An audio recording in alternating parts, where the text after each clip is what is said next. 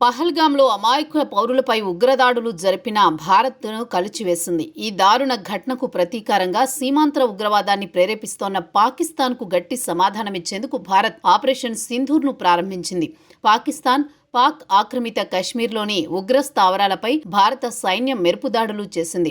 సుమారు 100 మంది ఉగ్రవాదులను హతమార్చింది. ఈ ఆపరేషన్ ద్వారా భారత్ తన ఉగ్రవాద వ్యతిరేక వైఖరిని స్పష్టం చేసింది. ఈ ఆపరేషన్ గురించి చర్చించేందుకు కేంద్రం అఖిలపక్ష సమావేశం నిర్వహించగా రక్షణ మంత్రి రాజ్నాథ్ సింగ్ కీలక వివరాలు వెల్లడించారు. ఆపరేషన్ సింధూర్ సీమాంతర ఉగ్రవాదాన్ని అరికట్టే లక్ష్యంతో రూపొందించబడింది. పాక్ ఆక్రమిత కశ్మీర్లోని 9 ఉగ్ర స్థావరాలపై భారత సైన్యం అత్యంత ఖచ్చితత్వంతో దాడులు నిర్వహించింది.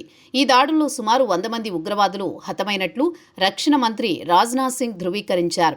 ఈ ఆపరేషన్ ఇంకా కొనసాగుతుండగా మరిన్ని వివరాల కోసం సైన్యం ఎదురుచూస్తోంది. రాజ్నాథ్ సింగ్ మాట్లాడుతూ, మేము ఉద్రిక్తతలను పెంచాలని కోరుకోవడం లేదు.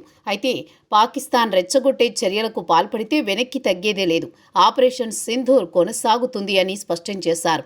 ఈ ఆపరేషన్ భారత సైన్యం యొక్క ఖచ్చితమైన గుర్తింపు, వ్యూహాత్మక ప్రణాళికలకు నిదర్శనంగా నిలిచింది. మే 8న నిర్వహించిన అఖిలపక్ష సమావేశంలో ఆపరేషన్ సింధూర్ యొక్క వివరాలు కేంద్రం ప్రతిపక్ష నాయకులతో పంచుకుంది.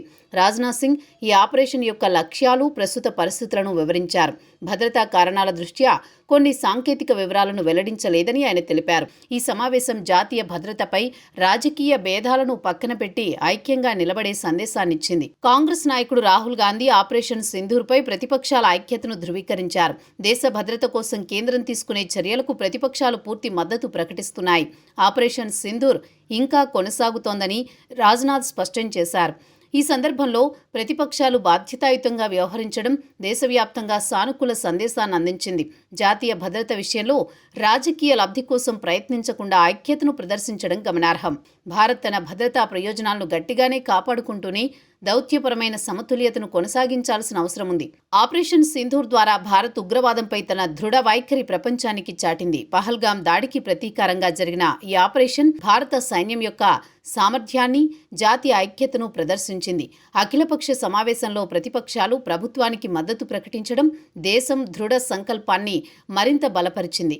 ఈ ఆపరేషన్ కొనసాగుతున్న నేపథ్యంలో భారత్ తన భద్రతా విధానాలను గట్టిగా కొనసాగిస్తూ ప్రాంతీయ శాంతి కోసం దౌత్య మార్గాలను కూడా అన్వేషించాల్సి ఉంది.